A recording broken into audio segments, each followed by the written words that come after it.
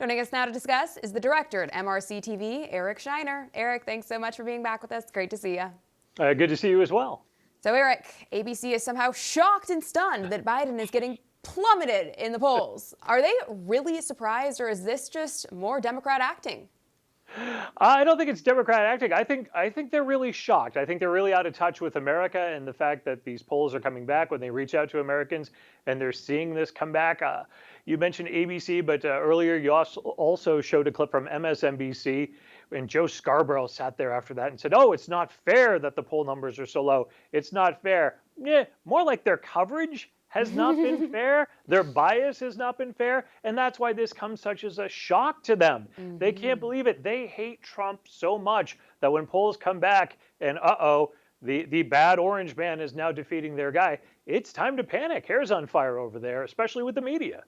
Yeah, that's a great point. Perhaps if they were a little less biased in their coverage, we could have a more fair representation going on here. But I guess they've got to learn that the hard way, so maybe it's a good thing. While we're talking about irrelevant people whose opinions don't matter, let's go ahead and take a listen to what this British actress had to say following the coronation. We've gone from the rich diversity of the Abbey to a terribly white balcony. I'm very struck by that.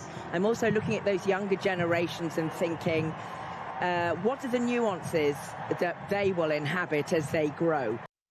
Interesting. So it sounds like all British families must now be subjected to racial diversity quotas. What do you make of this, Eric? Yeah, that's the joke that's going on online, and you wonder if you turn the tables, are certain families terribly black? If we have terribly white families, you have King Mswati of Eswatini. I always think of it as Swaziland, but I know they changed the name.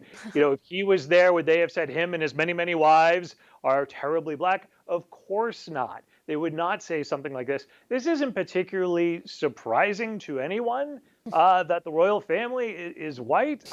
I don't know. That's horribly not shocking. But the fact is, the media has to comment on this, but it only always goes in one direction. That's right. It always does. We've seen it time and time again, so nothing new there. Now, turning to someone who may be equally irrelevant, George Lopez mocks white people in his show. Let's go ahead and take a look at that. George used to work for Danny. He was kind of his mentor. I'll give you two a moment to catch up. This is the part where I quiet my own voice to amplify yours. You seem to have a lot of bankable white guilt. I actually had no idea George Lopez was even still on TV, so I guess he's done a good job at making himself somewhat in the public eye again. But I guess here he's really reinforcing the notion of white guilt. What do you make of this one, Eric? Well, this applies to what we just talked about a few seconds ago. It only goes in one direction. What if it went the other way? What if he talked about Latina guilt or Latino guilt?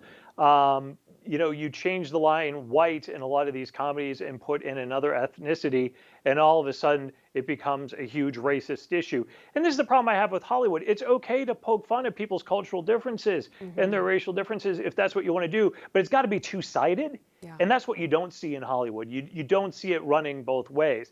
I mean, how do they really feel about people that claim to be woke allies? Well, you saw it in that clip right there. They kind of become a punchline. You're definitely right about that.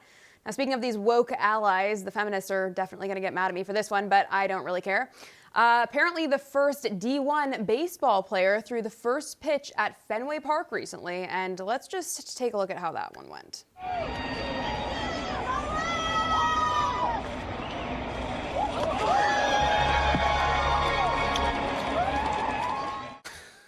Cringe.